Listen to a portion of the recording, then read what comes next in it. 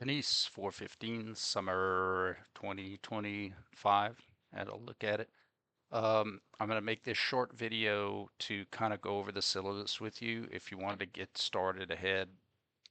Um, so short and sweet because I know it's hard to listen through this, but uh, 415 is a continuation of 310. Think of it as two parts. 310, we hit home position, joints, bones, how muscles influence motion through contraction. Remember, the last exam was elbow flexors do flexion concentrically when they're working. And I taught you in 310 how to figure out how something's working. You got to ask yourself, what's the external force trying to do?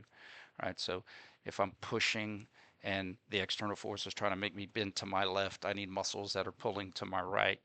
I call those muscles right lateral bending pullers, right lateral benders.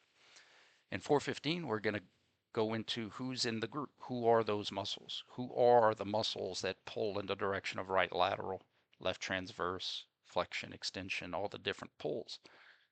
There's as many muscle groups, agonistic groups, teams, as there are joint motions. So all the different joint motions in the body, we have to have muscles that pull in those directions, and we have to figure out who's working and how they are working.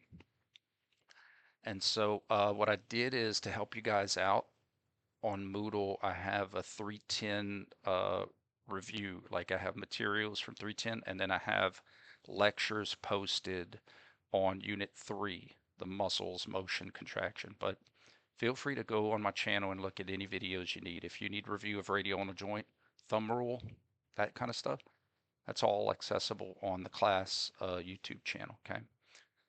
All right, guys, this is hybrid in that all of the lectures are delivered virtual and all of the exams have to be face to face. Now, to compensate for that, and we do that because we have so many students out of town doing internships, working hard to pay for college. So we do this to accommodate you guys. The trade-off that am willing to do is be available.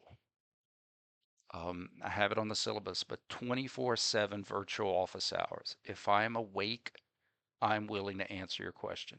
If I'm available, I'm willing to clarify content so that you can keep going, so that you can keep studying.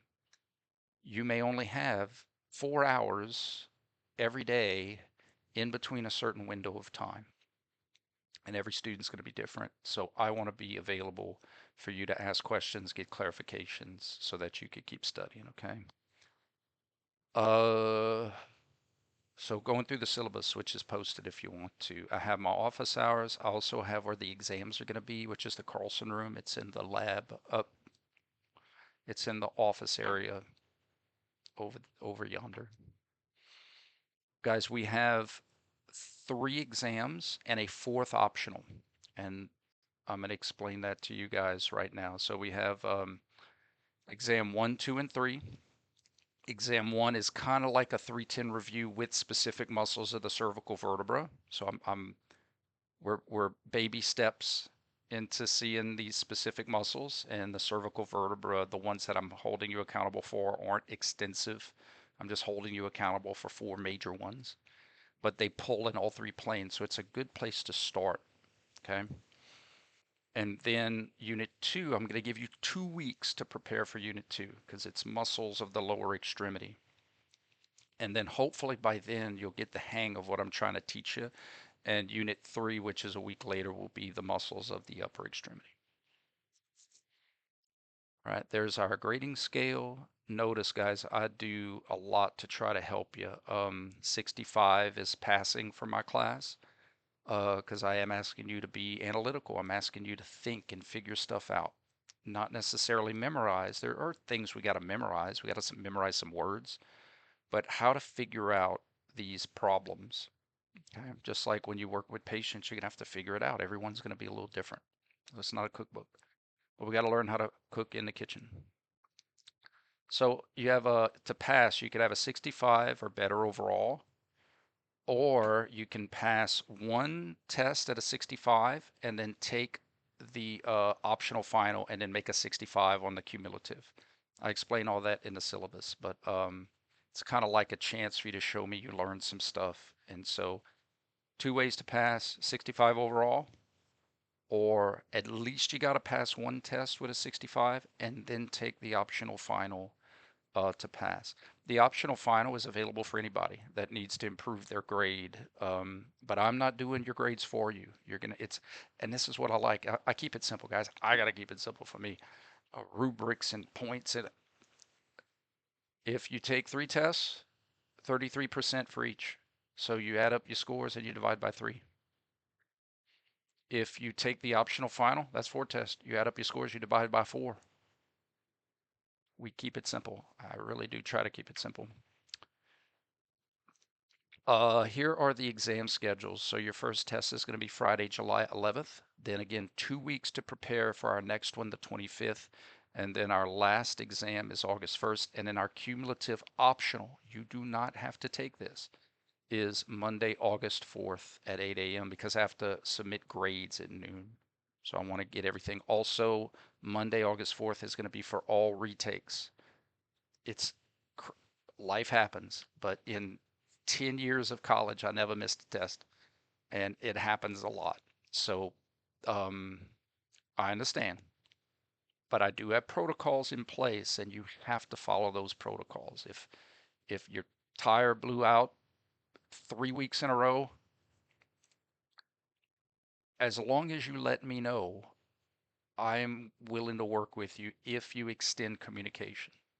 It's it's students that don't, and then they contact me an hour, 2 hours, a day later, and regardless whether you're sick, you know you're sick, something happened in the family, you know that happened, communicate with me. Just let me know, or let the university know, and they'll let me know. Take care of your responsibilities, and we will not have a problem. So that's all in there in the syllabus. Missed early exams. Again, exams are face to face, and I have my cell phone on there, guys. So I have a protocol. If you want to talk, text me your name, the class. In the fall and the spring, I'm doing multiple classes, so I know it's 4:15, but just get in the habit. And what's your question? What do you want to talk about? It could be specifically like in video lecture, this, you said this, and I want to make sure that that was the right thing. Or I'm not quite clear about this. So, all right, you guys, I hope all is well. I'm going to have everything uploaded and ready to rock and roll Sunday. So you guys will be able to get a head start. And again, if you'd like to get a head start literally, just go to my YouTube channel.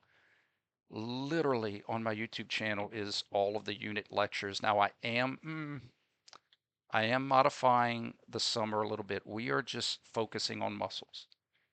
The physics stuff, even though I thought it was important, students just greatly struggle with some of those concepts. Some of those concepts are gray. And in 3-month class, it's really hard to develop biomechanical concepts, levers and pulleys and all that kind of stuff. So let's get into the gist of it. I will explain some leverage concepts and some pulley concepts through the use of understanding muscles instead of the other way around. I think that'll be easier. So, all right, all good, all done. Thank you guys so much, and y'all holler if you need anything.